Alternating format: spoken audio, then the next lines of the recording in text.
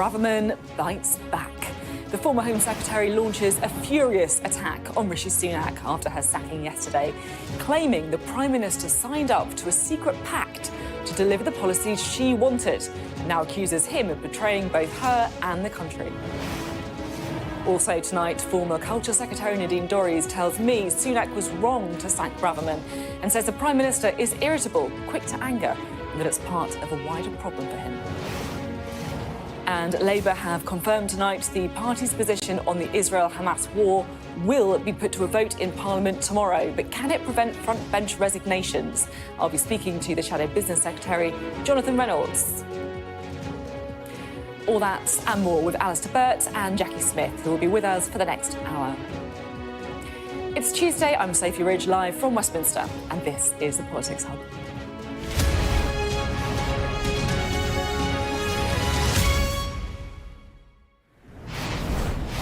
Hello, good evening. When someone's sacked from government, there's a public exchange of letters. So you can be gracious, you can promise to do everything you can to support the Prime Minister from the backbenchers. Or you can take a different approach and say what you really think. No prizes for guessing which route Suella Braverman took after she was sacked as Home Secretary yesterday. Someone needs to be honest, she told Rishi Sunak. Your plan is not working. She lambasted him on immigration in particular and what she called a betrayal of his promise to do whatever it takes to stop the boats. Look, it's no surprise that Suella Braverman has launched a war on Rishi Sunak from the backbenchers in the continuation of her campaign to be the next leader of the Conservative Party. But it got me thinking about something else. Because yesterday, when Rishi Sunak sacked Suella Braverman and brought people like David Cameron, Laura Trott and Vicky Atkins into Cabinet, it felt like he was moving away from the tough talk on small boats. Hard to see the UK pulling out of the European Court of Human Rights with David Cameron as Foreign Secretary. But actually, counterintuitively, his fate as Prime Minister could be more entwined than ever with what happens to the number of small boats of migrants reaching Britain's shores, whether he likes it or not. Think about it. If those numbers go up, there is a small but noisy army of backbenchers led by Suella Braverman who can blame him directly for it. Their voices amplified by some newspapers. So the issue, feels to me, has become more dangerous for him and not less. Tomorrow, the Supreme Court will rule on whether the government's plan to deport migrants to Rwanda is lawful. The Prime Minister needs to win that, and then he needs those numbers to come down. But the truth is, neither of those things are really under his control. Well, it's been a day when the Conservative Party has had the chance to digest the consequences of yesterday's reshuffle. Here's Sky's political correspondent, Ali Fortescue. A warm welcome to those for whom it's their first cabinet, and also a welcome to those for whom it may not be their first time. Lovely to have you all here. A new-look cabinet that feels strangely familiar. Prime Ministers past and present, the face of a party promising change. But the old top team, the outgoing Home Secretary, was never going to go quietly. In a damning letter to the Prime Minister, she says, "As you know, I accepted your offer to serve as Home Secretary in October 22 on certain conditions." She goes on to say, "You've manifestly and repeatedly failed to deliver on every single one of these key policies. Either your distinctive style of government means you're incapable of doing so, or, as I must surely conclude now, you never had any intention of keeping your promises. Someone needs to be honest. Your plan is not working. We've endured record election defeats. Your resets have failed and we're running out of time. You need to change course urgently." Tom Hunt signed a letter backing Suella Braverman before she was sacked. Since then, he's left government himself. I know that the previous Home Secretary was robust and resolute. I'm very much hoping that we're going to be seeing that from a new Home Secretary over the coming days. I do have some slight concerns about the sort of combination of, him coming in and Suella going. I do have some slight concerns about, what that might mean for the future of the party. I think it's, I do think there's been a realignment in British politics with the 2016 Brexit referendum and also the 2019 general election. And I think it's important that we go with the grain on that. Privately, some MPs on the right are definitely not happy. One told me they think the government's given up on what they call proper conservatism. That is not the view shared by all Conservatives, but those divisions could get deeper because tomorrow the Supreme Court decides whether the Rwanda plan is lawful or not. And that could ignite a big debate about the role of European judges.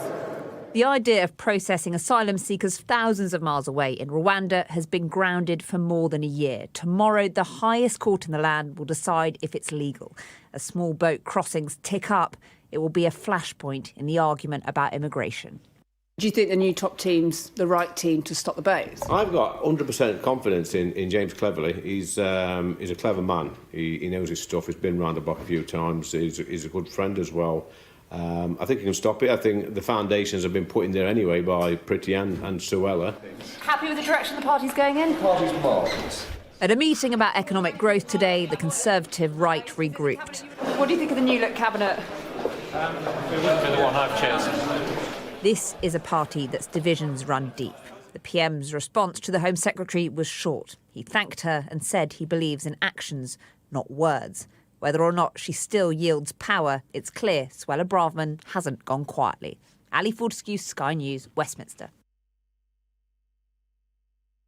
Well, our Deputy Political Editor, Sam Coates, is with us now to go through this attack letter we've blown up on the big screen here. She really goes in for some Rishi Sunak, doesn't she?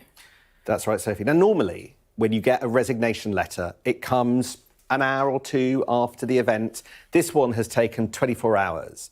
And my goodness, I think you can see the thought and the work that's gone into it. It's quite something. I'm going to argue that the letter itself, the words here are very consequential. Let's go through the reasons that this letter matters. Okay, the first reason I believe that she wrote this was to set out this. Now, she claims that there was a secret deal at the point at which Rishi Sunak became Prime Minister in autumn 2022. I agreed to support you because you gave firm assurances on key policy priorities. And she goes through them. She basically suggests there was a deal that the public don't know about reducing legal migration, about overriding the European Convention on Human Rights, about what goes on with the Northern Ireland Protocol, and what goes on essentially with trans rights issues. And she suggests that she's been betrayed. She even says it's there in writing. She says that there was a document. Now, one source has told me that essentially there was a meeting between Rishi Sunak and Suella Braverman. She emailed him afterwards. It's not clear that there was a reply from Number 10. So we look forward to seeing this document. Why is she doing all of this? Because she wants to establish the betrayal narrative. After the election, if the Tories lose and she's going for the leadership, she wants to be able to say, he broke his word. That can never happen again. I would put forward a different future. Right, let's look at another big thing that she's doing. And it's here on the second page of the letter. And it's just going for Rishi Sunak. In terms I cannot remember in a resignation letter, she talks about his ignoring her arguments, wishful thinking. She's talking about irresponsibility, wasting time. She's talking about how they wasted a year on the small boats policy and basically saying, I can only surmise that you have no appetite for doing what is necessary and no real intention of fulfilling your pledges to the British people. Right, so this is the attack on Rishi Sunak. Why is she doing that? Because he sacked her. And if she is to have credibility, she needs to dent his credibility. So this is an attack on him in order to reduce people, the salience of the argument. Yeah, but you've just been sacked. OK, let's look at the third thing that she does in this letter. She does it all the way through. It's quite clearest at the end. Basically, she bigs herself up. She starts the letter by saying she's a woman who has delivered policies. You'll hear other Tories saying she didn't deliver a lot. But look at this. I may have not always found the right words, a concession that maybe not everything is perfect, but I've always striven to give voice to the quiet majority that supported us in 2019. I've endeavoured to be honest and true to the people who put us in privileged positions. Right. Why is she doing this? Because this isn't about Rishi Sunak. This isn't about winning the election. This is about something else. This is about what happens in the event the Conservative Party goes down to defeat, Rishi Sunak leaves office, and there's a vacancy. OK, it's all starting to make sense to me now, because I have to say, about half an hour before this programme, Sam was kind of running through the office saying, it shouldn't be Dear Rishi, it should be Dear Kemi. And I was like, what on earth is Sam talking about? I did say, tune in at 7 o'clock to a certain political programme if you want to find out, and here we are. Look, there is no doubt, everybody agrees, Suella Braverman wants to go for the leadership after the general election if the Tories go down to a defeat. But she's got a big problem, which is if you look at like the opinion polls, the surveys of Conservative members, she's not top, she's not second, she's down about fifth under James Cleverly and Kemi Badenoch.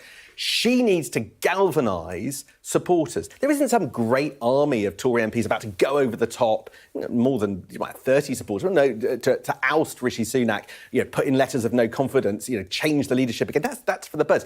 This is about her fight with Kemi Badenoch for that top spot. And James Cleverly. She wants to prove that there's more to gain from going out, not being tied to this government, for being able to set out what true conservatism, in her view, is.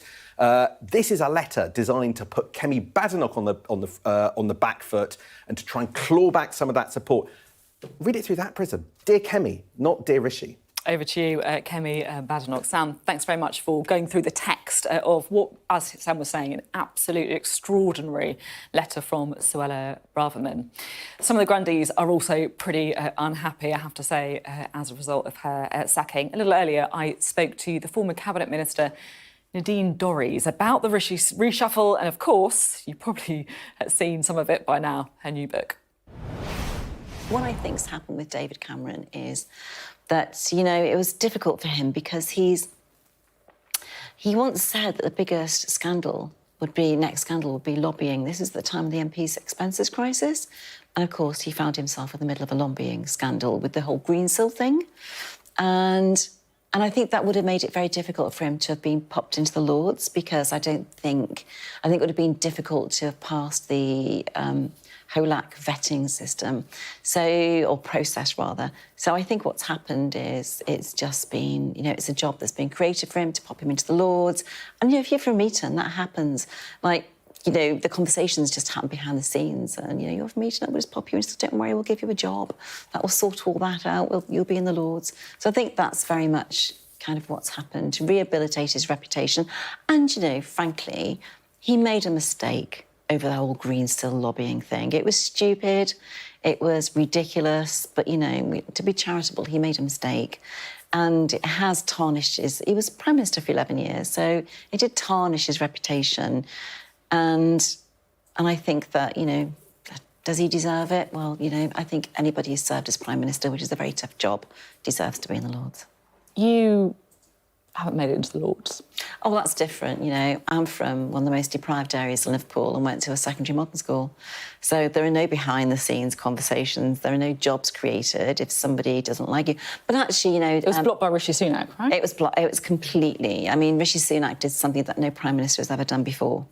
And I've been told by people close to David Cameron that David Cameron said at the time Rishi shouldn't have done that.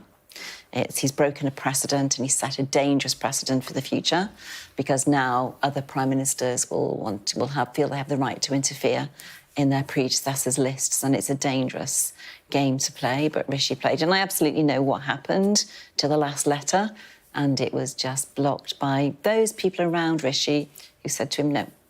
And it's because I was writing this book.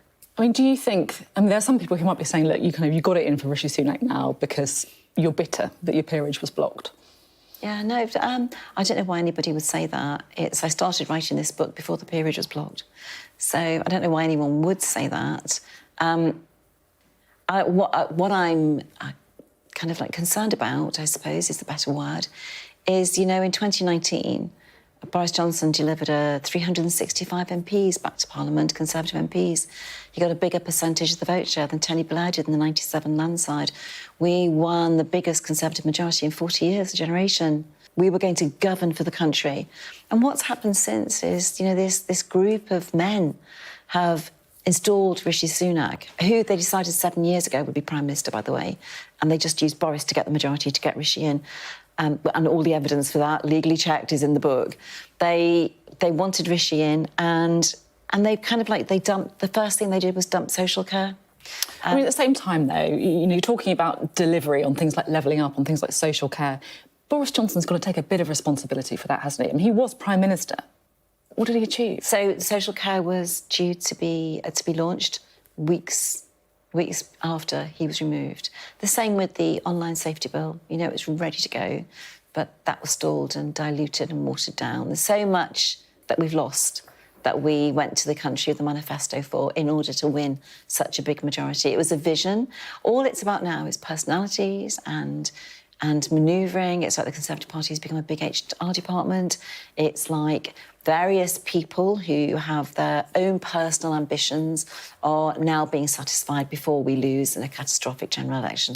Talking about those people who are now around the top table after the events we've seen, someone pointed out to me that there are now the same number of former advisors to David Cameron around the cabinet table as MPs representing northern constituencies. There's also no women in the 4 great offices of state. I mean, does this matter?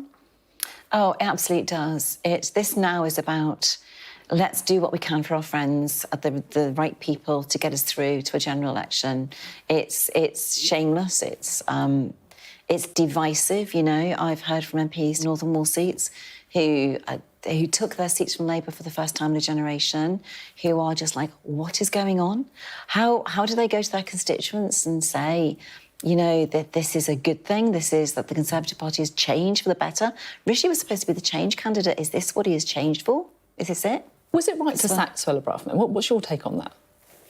So I don't think it was right to sack Suella because, first of all, I don't believe the whole scenario, not for a second, that she wrote that op-ed and it wasn't signed off by Number 10. I just don't believe that. What, so you think Number 10 are lying? Yeah. Having been a Secretary of State myself, I know how that process between op-eds going into newspapers, and particularly, and it's always the Times, and I know exactly how that works. And the fact that Number 10 said, oh, we didn't sign it off, we asked for changes, I'm afraid I just don't believe it. It's poor leadership, and I think what the country is crying out for is leadership, and they're just not getting it at the moment. What they're getting is the moving of the deck chairs on the Titanic. That's all they're getting. You describe Rishi Sunak in the book as sickly nice. What do you mean? There's a kind of, well, if you saw him in his interview with Elon Musk, I think you know what I mean. The smile is not always genuine, and I'm sure you've read many times yourself and heard many times yourself that he's quick to anger, because that mask often slips. What, have you seen that? So, yeah, I've seen, yeah. When did you see it? It's just an irritability, you see. You know, it's like, it's very hard to put on an image, isn't it, all day? It's very hard to keep that fixed grin and that, you know, that cheerful, chappy demeanour all day long. When you're Prime Minister, it's like 24 hours a day. So I'm not surprised the mask slips, because it's quite hard to keep up that effort. And I think that's part of the problem. I mean, there will be people listening to you, particularly allies of Rishi Sunak, and maybe some viewers as well, who think, look, you don't like Rishi Sunak, we get it, you're a Boris Johnson fan.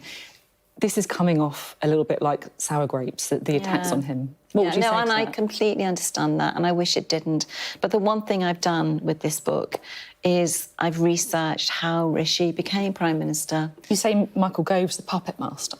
All roads lead back to Michael Gove. So Michael Gove was behind the removal of Ian Duncan Smith, Theresa May. He played a role in David Cameron's downfall because, of course, when David Cameron sacked him as Education Secretary and demoted him to Chief Whip, then everything began to go wrong for David Cameron. He was behind the removal of Ian Duncan Smith.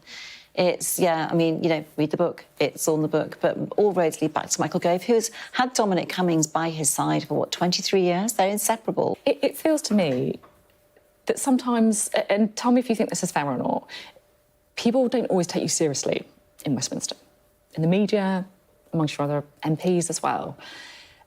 And the thing that really struck me from the book, and also seeing interviews that you've done before and things you've spoken about before, is just how different your background is to a lot of people in Westminster. One thing, you know, that struck me was when you talked about, you know, sitting with a dog on your lap, you know, feeling the dog's stomach grumble because you hadn't been able to feed your dog. Can you just give people a bit of a sense about the kind of upbringing you had? Because it is very different, isn't it, from a lot of people? Yeah, it is. And a journalist said to me the other day, do you feel like you're an outsider? And I think I replied and said, no, I feel like I'm an insider because in my other life outside politics, it's very close, you know, so my family, my friends, you know, I'm still friends with the people I went to school with. So it's very close. You know, I'm 66, they're Where did you go to very school? old. Halewood, Liverpool, and Anfield. So I'm still friends with the people that I went to school with when I was 5 years old. So I describe myself as an insider. And it's only when I thought afterwards that, you know, he was right. In terms of politics, I am an outsider. I'm a complete outsider. I don't think there's anybody in Westminster who's had my background. But also, and I say this at the risk of sounding like I'm blowing my own trumpet, I arrived, and I'm loath to say it, and I'm always loath to say it. And I think to myself, that's very much a woman thing, because if I was a man, I'd say it. I wouldn't hesitate. But, you know, I arrived in Westminster already with quite a substantial track record of achievement. I'd done 10 years in the NHS as a nurse. I'd established from an original idea my own business. I'd sold it at the time, which was, a considerable sum of money to a blue chip company. I've sold 3 million books. I'm an author who sold 3 million books. I've been through every level of ministerial. I've been a Secretary of State, It's kind of like... So my record of achievement is not one that everybody else manages. And as a woman, I never said that. I've never spoken about it. Do you feel a bit embarrassed saying it? Yeah. Because I can identify with that, to be honest. Yeah. And is that imposter syndrome? What is it? It's just that, but the men go around telling you exactly what their achievements are and exactly what they've done. As a woman, a politician, I've never gone into the Chief Whip's office or to David Cameron or to Boris Johnson and asked for a job. Staggered when I was researching this book to find out the men do it every day. The men walk in every day. And pay rises as well. The other thing, you talked about your sort of working class upbringing, having, a different life to many people in Westminster. The other thing that, really struck me, looking at your sort of backstory before you arrived in Westminster, is that you had experienced tragedy as well. Your dad died just before your 21st birthday. Your brother also lost his life in a road accident, I think it was. Yeah. I mean, this must have been massively shaping things that happened in your. So yeah, it wasn't a normal background. I had my father was 42, and when I found him, he'd been dead for 7 days, and I'd been on night shifts at the hospital doing 7 nights on and staying at the nursing home. And my brother was 27 and he died in a road accident. I'm really sorry. It's it's awful. Yeah. No, it's just it takes. You never get over it. You never ever get over it. And then my cousin took his own life, and telephoned me just before, which was they are like big life. They do change you very much, and I've got a daughter who's very much into psychotherapy and trained to be a counsellor. And she drives us all mad in the family because so you've got to go and have therapy. Everyone's got to have therapy. It's the answer to everything, apparently. And she keeps saying, you haven't resolved your grief issues. You need to go and have therapy. One day I might find time to do that. Is that something you might do in the future? Yeah. I think grief, it affects many people in many ways, but it's never something you can get over, I don't think. I don't think you ever fully get over grief. And I've yet to explore grief counselling, but as mental health minister, I learned a lot about it. And I think my daughter's right. Possibly one day that is an avenue I will go down. The other thing I read about you is that you have experience of having a stalker as well. Oh, gosh, yeah. Would you recommend, there's a lot of scrutiny. I wouldn't have gone through now what I went through then, because since Joe Cox and David Amos, he was before Joe Cox, and I went through 9 years. Is that as an MP? Yeah. Oh, yeah. He stopped me because I was an MP. It ended up in court. They love to have their day in court, stalkers. And he took me to court, which was great because it was thrown out within 25 minutes and he had to pay all court costs, which he did do the next day. Would you recommend to women now that they should go into politics? No, and I know I sound like I'm very much, I'm not a feminist for saying that. And, I've got 3 daughters all around your age, Sophie, who I support hugely through their careers. But if any one of them said to me that they wanted to be an MP, I would be horrified. Westminster is an awful place to work. Has it got better? No. No. We've got more women in some way. So if you read the book, read the book. But it's the behaviour of MPs, I think, has got worse. And I think it's been facilitated by social media.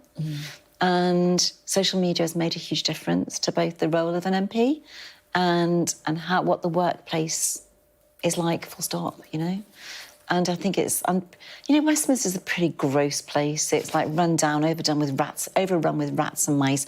And that's not the MPs, that's actual live rodents, Like the clarification there. Yeah, I wouldn't want my girls working there. Now that you are saying goodbye to Westminster, you've written your book. What are you most looking forward to? Oh, gosh. So I've got my column every Monday in Daily Mail. I've got my TV show on Talk TV on Friday afternoons. Come on, there must be something outside of work that you were looking forward to. Oh, so, I know this sounds absolutely boring, but I grow all the family's vegetables, so I'm just looking forward to go. What's your top vegetable? The one that you're really good at nailing? Well, I'm quite good at all of them, actually. Oh, really? No, I have no luck with brassicas. So, yeah, I don't know. No luck with sprouts. But, yeah, no, I want to do... And I want to travel a bit more as well. I haven't travelled for a long time for pleasure. It's all been for work. So I'm looking forward to travelling for pleasure again. OK, thank you very much indeed, Nadine Thank Dorries. you. Nadine Dorries there. I should say we did contact both Number 10 and Lord Cameron's office for comment on Nadine Dorries' claims, and we haven't received a response on that yet. Right, we can speak now to our guest tonight, the former Foreign Minister who also served as the Social Care Minister under David Cameron, that's Alistair Burt, and the former Home Secretary, Jacqui Smith. Thank you very much for being on the programme today. Alistair, to you first. Nadine Dorries just claiming there that actually this is all has been a plan to get Rishi Sunak in power going back for years. What's your sort of reaction to that? Well, firstly, there's always an element of politics of people looking for what is the next step. And people come into politics for all sorts of different reasons. And certainly some people come into politics because they're thinking what position can they hold, and they look at what they're saying and what they're doing, and they have a plan, and it involves other people and all that. I mean, that's politics. At what stage that becomes a plot, I'm not quite sure. But of course, there are people looking for their own advantage, and sometimes they will ally with themselves with people. You hitch your wagon to a star, and Nadine quite clearly did that in relation to Boris Johnson. And sometimes it works, and sometimes people hitch themselves to the wrong people and they move along. That's all politics. But as I say, it's quite something to recognise that, but then say, there is a plot, and give some sense that it is a very dark thing which has been planned over many years. I think some more evidence is likely to have to be there to give that a really strong sense of credibility. I'm keen to talk about the kind of big news of the day, which is the Suella Braverman bombshell letter, where she really goes in two-footed against Rishi Sunak. Can you remember another... it's not a resignation letter, it's a sacking letter. Sacking, yeah. Any other letter like that? No, I can't, because usually people are sacked or resign at a point when there is at least some hope that the party of which they are a member might continue in government. I mean, I think what we're seeing here is a sort of disintegration of any sort of discipline in the amongst senior Conservatives. And as you've rightly pointed out, the start, more than the start, the revving up of the leadership contest for after the general election. And it will just be, for those of us who hang around and comment on Westminster, this is all interesting and, shocking. But actually, of course, what it symbolises is a government that has really got to the point where, frankly, the things that are happening in the country, whether or not you can get an operation, whether or not you're sitting around the table worrying about the cost of living, whether or not we're actually going to be a country that can play its role internationally and be economically successful, those are the things that are important. And yet we've got, frankly, like a bunch of ferrets in a sack as our government at the moment, and people will be even less impressed with that than they have been with what's happened up until now. I feel like even though you two are from different parties, there's quite a lot you probably sort of agree on here and overlapping. And what's your take on Suella Braverman? How much support does she actually have, do you think, on the Conservative benches? In all fairness, I don't think I'm the right person to ask, because I'm unlikely to have a range of contacts that would be able to give me that answer. Well, you're not in the same wing of the Conservative Party as Suella No, Braverman. my WhatsApp group doesn't cover colleagues. You've missed out on the plot there, Alistair. I've missed out on that particular plot. She will have some. The Conservative Party, as many have always pointed out, like the Labour Party, we're a coalition of interests, of which from time to time there are right, there's left, there's discussions, and others hold the ring and things move forward. I would say this to my colleagues. There are three things that need to happen for a long-standing government to lose an election. The first is to have reached that point at which the public think it's time for a change. The second is the opposition has to have a competent and credible leader. Those two things are beyond the ability of the government to control. The third thing is that it's at war with itself. And I know from experience, running up to 1997, when the public decide that you think what you're talking about is more important than their concerns, they have a very smart way of disabusing you of the fact that you should be in government. And that's the risk my colleagues are taking. And if they think it's fine to be out for a little while and they'll rejig and the people will rally around them, they could think that for 5 years, for 10 years, for 15 years. I don't recommend it. OK, we're out of time for this chat, but there'll be plenty more from both of you later on in the programme. Still to come on the Politics Hub. Labour is going to use an amendment on the King's speech tomorrow to give MPs a vote on Gaza to try and shore up party unity. Will it work? We'll have the latest.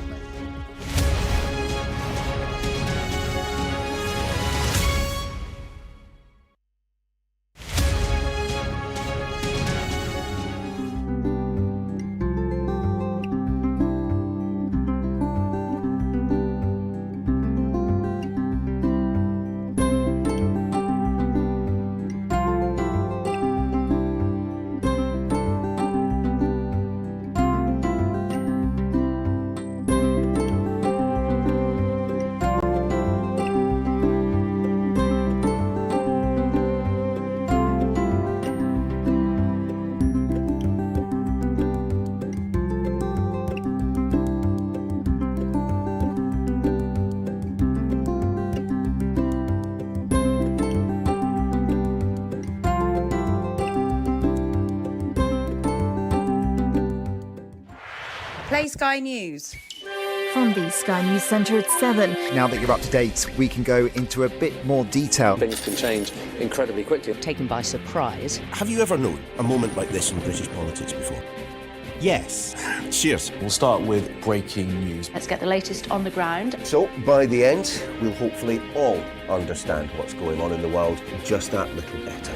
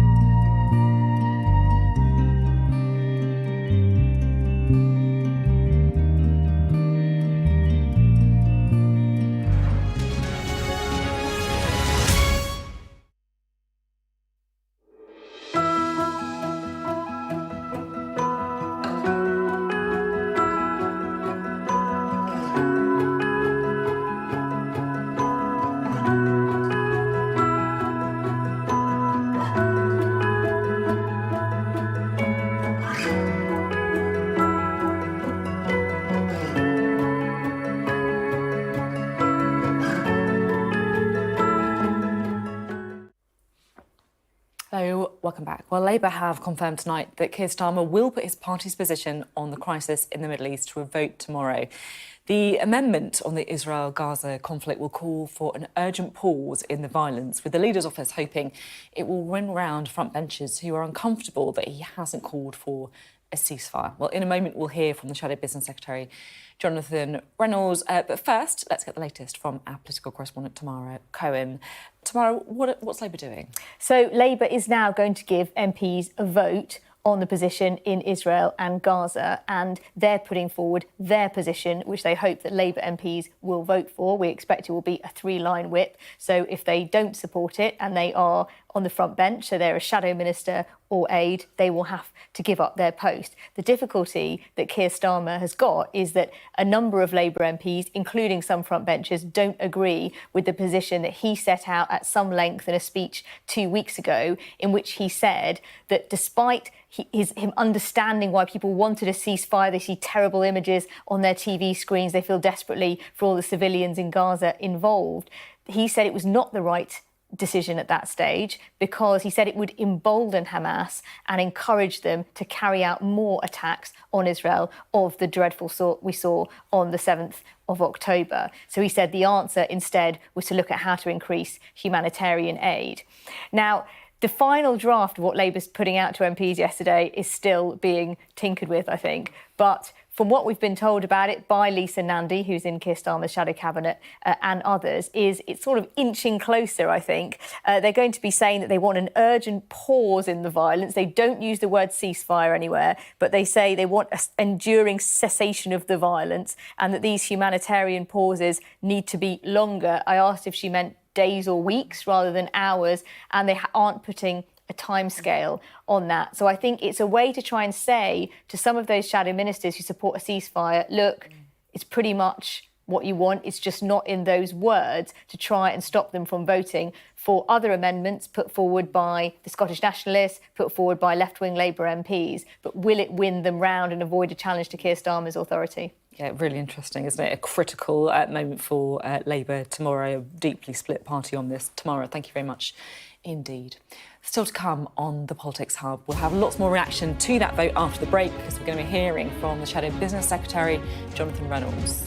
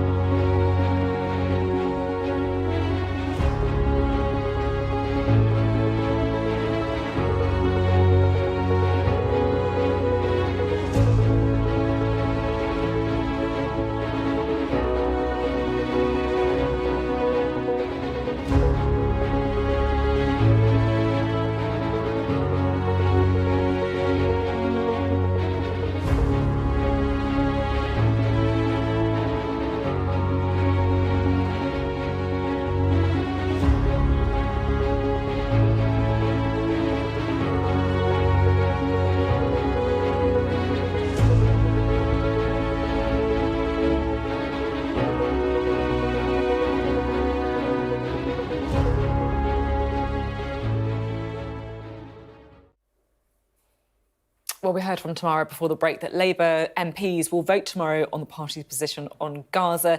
They're trying to stop a split over the question of ceasefire versus humanitarian pause.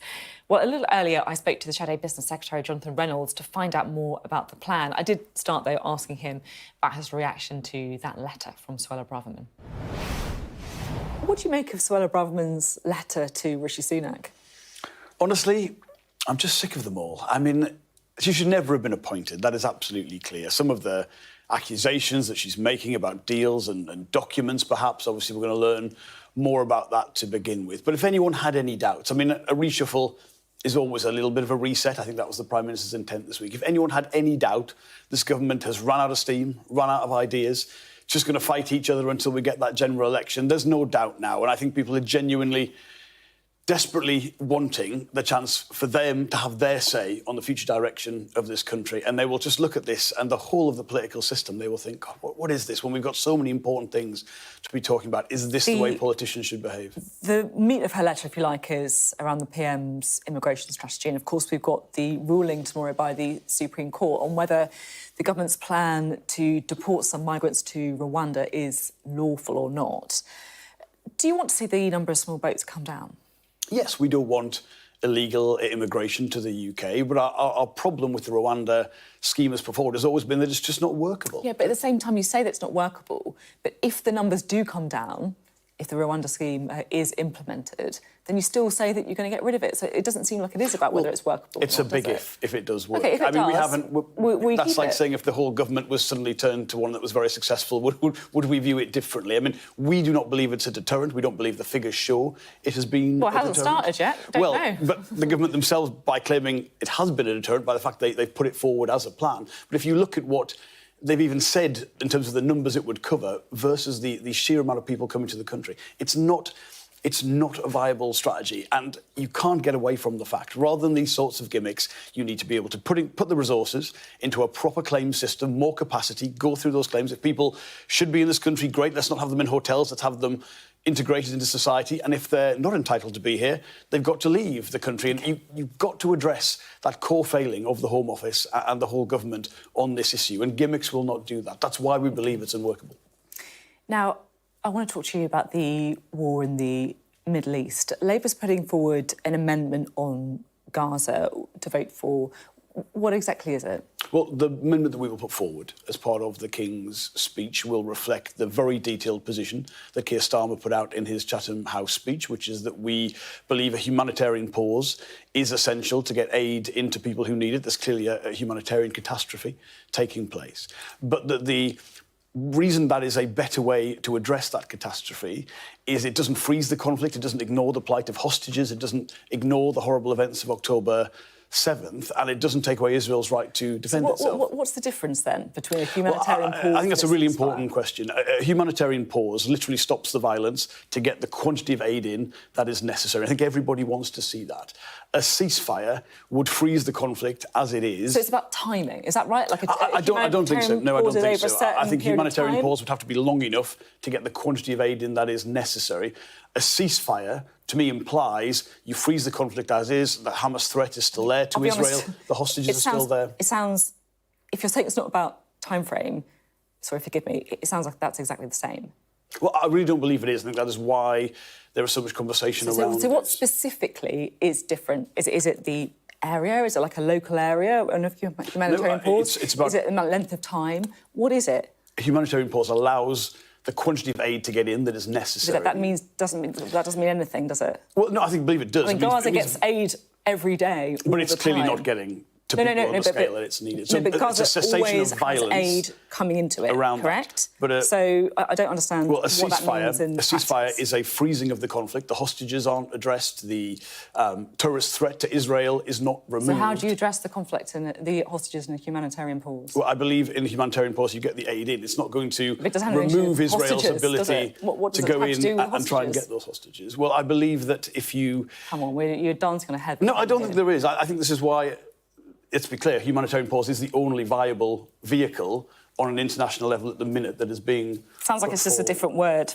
Well, people will have their own interpretation of that, but, you know, I think the people who are calling for a ceasefire believe that the terrorist threat will not be removed as a part of that, and I believe a humanitarian pause is about getting the aid in that is necessary, whilst recognising no country could afford for that threat to remain on its border.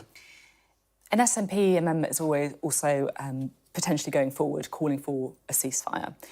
If Labour shadow ministers vote for that amendment, will they be sacked? Well, look, we would expect people to vote for the Labour position. That's why we're putting the Labour position forward. No vote in Parliament is a free vote unless it is announced as such, and there's usually a very specific set of issues that will be around that. Disciplinary issues are obviously for the Chief Whip, they're not for me to announce on television, but we would expect Labour frontbenchers to support the Labour position, which we've clearly put forward, and Keir has given that speech on, and the amendment will reflect, as well as, to be fair... What happens if they vote for the SNP amendment? Well, we would not expect any frontbencher to vote for a different political party's amendment to the King's speech. We would expect them to back the Labour position. I believe the majority of people would. Well, it's not for my call to make, but you're right to say there is an expectation of collective responsibility from any political party in the House of Commons. OK, thank you very much. Thank you. Well, let's speak now to Alistair, Burt and Jacqui Smith, shall we? Jacqui, it's a really difficult position the Labour Party's in right now. Do you think they've got the position right? Look, people across the country feel enormously distressed about what's happening in Israel and Gaza. And that is magnified in the Labour Party because quite often people in the Labour Party have had a long history of being concerned about this situation, supporting the Palestinian cause in particular, of being, I hope, devastated by the terrorist atrocity of October the 7th. And they also will quite often have constituents and others who are putting pressure on them to take a particular position. Keir Starmer has, and that's why I think it's more difficult for Labour than it is for the Conservatives. Keir Starmer has laid out a clear position. Interestingly, of course, what he's also tried to do is actually to align himself, as he would as Prime Minister, with other international key players, whether or not the Americans or the EU leadership. And what he's now saying to the Labour Party is, look, I know how strongly you feel about this. We're proposing something that we believe helps to alleviate the terrible humanitarian position in Gaza, but also supports Israel's right not to be under constant threat of the sort that we saw on October the 7th. And we are asking you to support the Labour position. And as you heard Johnny Reynolds say, in a situation for the front bench of collective responsibility, that's not an unreasonable position, I think, to be in, to expect those who represent Labour and have positions in Labour to actually support that. I'm interested in your experience you as Minister for the Middle East. Jacqui was just talking there about some of the difficulties that lots of people have because of their history, supporting sides and being concerned about things in the region. Do you see any kind of path forward here? It's really, really difficult. In all my years of experience, I first visited the region 40 years ago as a Member of Parliament, and I'd been there before that. I've never known anything quite as binary as this, where because of the events of October the 7th and the responses, there's almost two alternative narratives that do not accept, as Jacqui has rightly put, that there's atrocities on October the 7th, but there is a context. And it's very hard to get people to talk about that. And this binary position is reflected in the position of Arab states and their peoples who accept a narrative which is really all about the occupation and what has happened since then, and they set it all in that context, compared to the horror experienced by the people of Israel on October the 7th. It's extremely difficult. What I do find, though, from talking to many in the region, firstly, there's a recognition we're not going to go back to the status quo. This is so big, we're not going to have one of those exchanges of fire and then it all settles down until it boils up again. I find people very determined to say we cannot do that again. And secondly, if there is to be a resolution in relation to Gaza, it will also include the West Bank and East Jerusalem as well. Nobody is prepared just to deal with Gaza. It's now a much bigger issue in which regional states have a very, very big role to play. And they want to see a different Middle East. And just perhaps out of this awful situation, that might be the case. But I think we've got some time to go. And I'm afraid I don't think it's going to get better very quickly. Well, I hope, as you say, there may be some resolution in the future, even if it feels so distant right now. Thank you both very much. It's such a difficult story to talk about. I know that you both got strong feelings on it as well. Still to come on the Politics Hub this evening. As Esther McVey returns to Cabinet as the Minister for Common Sense, her party struggled to explain what her role means. So we're talking good old-fashioned, plain-speaking, no-nonsense, straight-out common sense. That's next.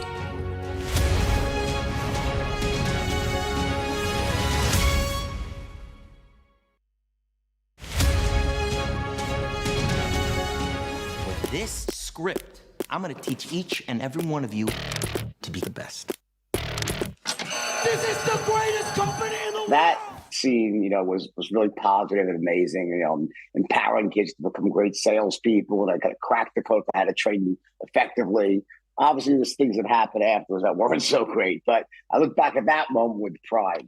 That I had these young kids that were having trouble closing, and I came up with a new way of teaching them and kind of approaching a sale that revolutionized the sales industry. And that was, in fact, my last book that I wrote was called The Way of the Wolf, which was about how to sell, how to close the deal, and so forth. So I wrote a new book now on investing, which is a whole different thing. But it starts with being what I call a passive long-term investor versus trying to trade for the short term and time the market. Timing the market, trying to pick individual stocks is very difficult to do. And what happens is if you do it the opposite way and you become a passive investor and buy an index like the S&P 500, which historically does very well, your FTSE 250 is a nice long-term option. It's not your 100, the 250, right? So by doing that, essentially, you take out the guesswork of trying to pick an individual stock, and then you buy in a whole, and you make sure that you buy it in a type of fund that has very low expenses, no performance bonuses. You're not looking to beat the market, you're looking to be the market. If you put it in the proper type of account, you can take a very small amount of money and, over time, if you're patient, by reinvesting your dividends and a little bit more, whatever you can, every quarter, every month, right? Just small amounts. You can take a small amount of money and turn it into a giant nest egg when you're ready to retire. One major regret was that I really wish I would have taken my entire firm and just had all the clients buy the S&P 500 versus, be selling an index fund, essentially, being a large mutual fund versus, selling low price stocks, venture capital stocks. Because ultimately, listen, clients lost money. I went to jail. And the firm itself, though, was a beautiful thing, teaching young kids to close. And people made a lot of money, but I was selling the wrong product, the wrong type of investments. That's a huge regret I have.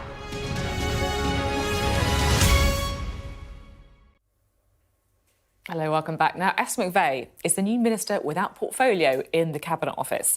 The role was briefed out yesterday as the anti-woke Minister for Common Sense. It sounded like a peace offering to the right of the party, maybe dismayed at the Prime Minister sacking Suella Braverman. But today, when pressed over what she would be doing day to day, the Conservative Party chair, Richard Holden, couldn't quite confirm that she would be tackling wokery. He described her as a plain-speaking northerner. It got us thinking about times when politicians struggle to speak plainly. Well, it's feeling very good, and I'm obviously there to bring back the common sense. It's the Guardian reading, tofu-eating, wokerati. This way and that by a Corbynista mob of sellotape spectacled sans-culottes. The European Union produces its laws in a form of gobbledygook, of stentorian, sesquipedalian sentences that nobody can ever understand. You've got a total cost that will be spelt out in a manifesto. So you don't know? No, no, you don't, right.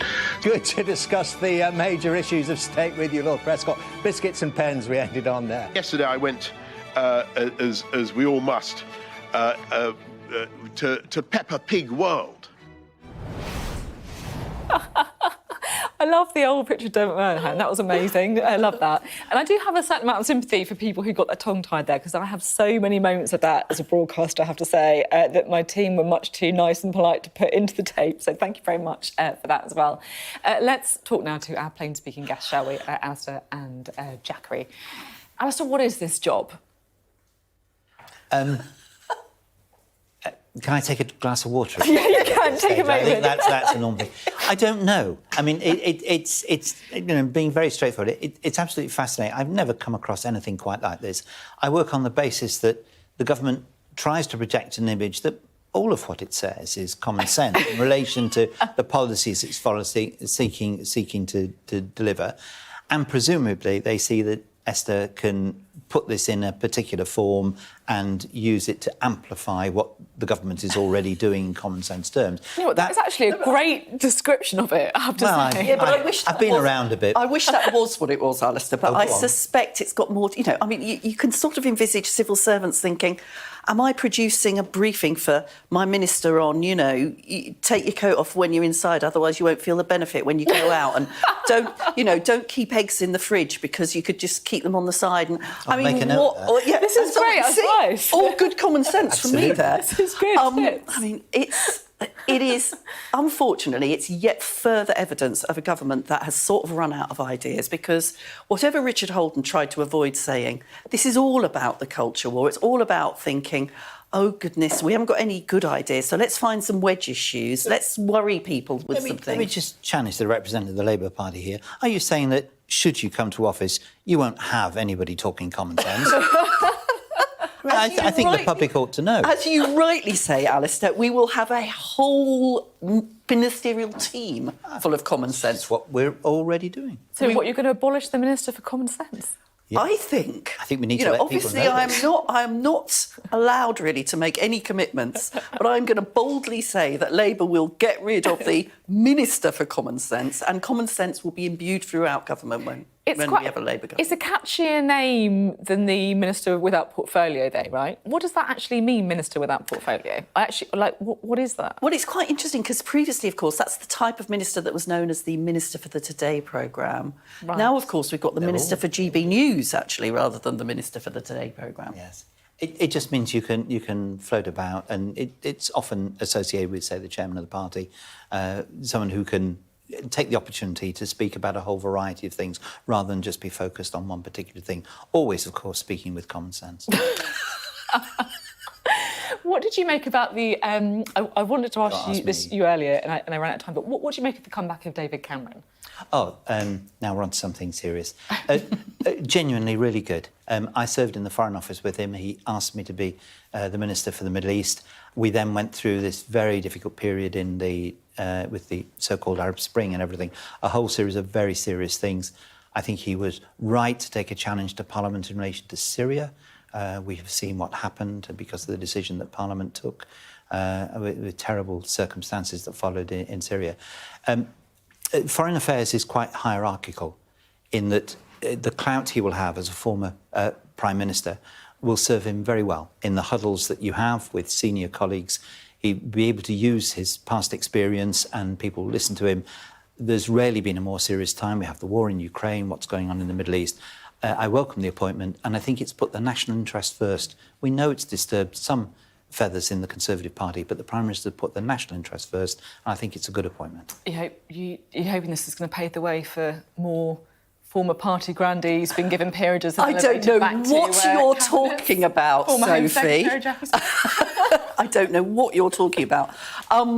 Look, towards the end of the Labour government, when things were going a bit tricky, Gordon Brown brought back Peter Mandelson. It may well have saved us from falling to a greater defeat. Whether or not David Cameron can do the same, we'll see. Thank you both very much indeed. That's it from us tonight. I'll see you tomorrow at 7. Up next, it is SJ with the UK Tonight. So, see you tomorrow.